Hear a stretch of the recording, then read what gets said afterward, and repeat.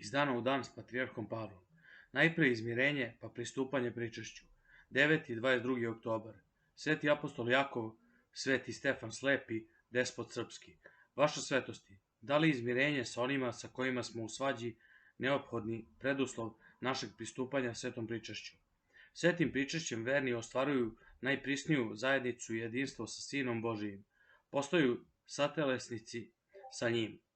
Jasno je da se njemu, koji je car mira i mir naš, ne može prići ako se najpre ne izmirimo sa svojim bližnjim. Kada je za prinošenje starozavetnih žrtava Hristos naredio, ako prineseš dar svoj žrtveniku i onda se setiš da brat tvoj ima nešto na tebe, ostavi onda dar svoj pred žrtvenikom i idi i prvo pomiri se sa bratom svojim, pa onda dođi i prinesi dar svoj.